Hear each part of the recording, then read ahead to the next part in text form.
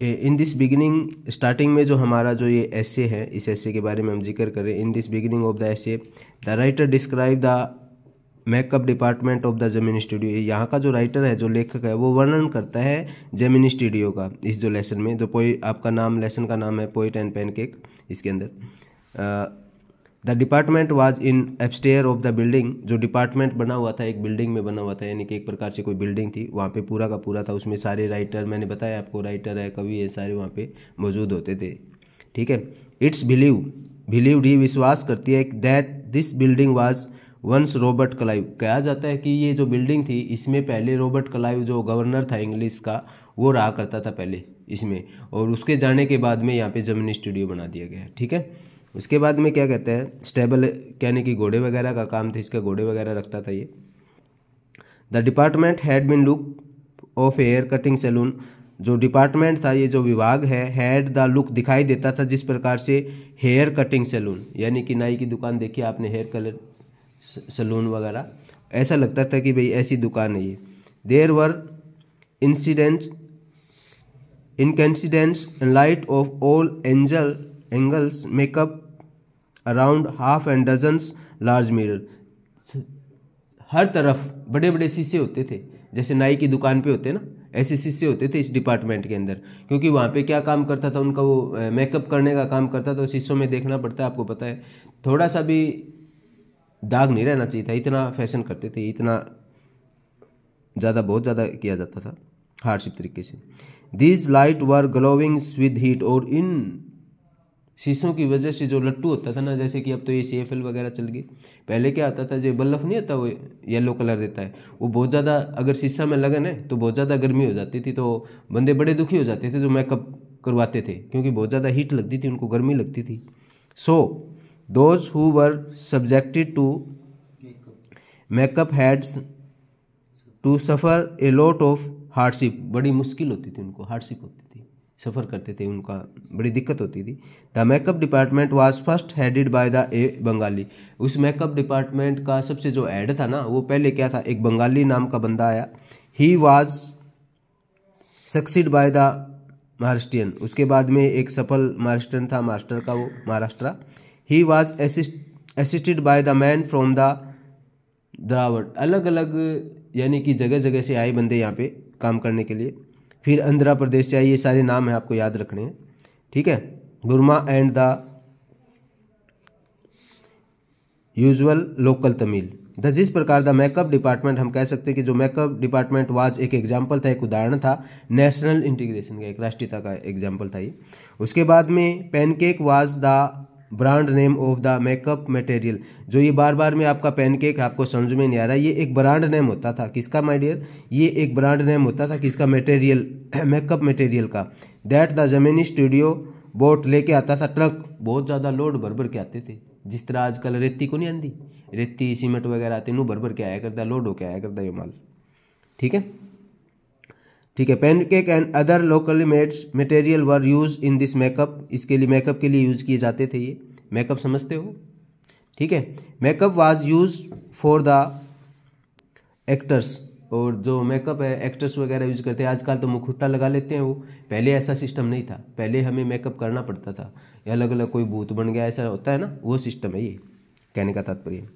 The writer comments that, और writer comment करता है कि the makeup man could turns an decent looking person into a ugly looking, बदसूरत दिखना एक प्रकार से। जैसे बंदा कोई सोना है, उसको मेकअप करवा के बदसूरत भी बनाया जा सकता है।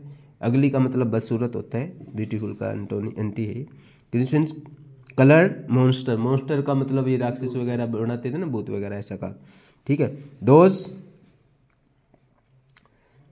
Those were the day of mainly indoor shooting, और ये ज़्यादातर जो शूटिंग थी फिल्म की, वो कहाँ होती थी, इंडोर। इंडोर का मतलब यानी कि अंदर ही होती थी पहले। आउटडोर का मतलब माय डियर होता बाहर से फिल्में शूटिंग करना। ये एक कमरा होता था, उसी दौरान सारी फिल्में एक ही कमरे में ख़त्म कर देते थे। ओनली 5%, केवल 5% जो फिल्म होती थी वो कहाँ पे शूट की जाती थी, वो आउटडोर की जाती थी। ये मोस्ट इंपॉर्टेंट लाइनें हैं, आप राइट डाउन कर सकते हो।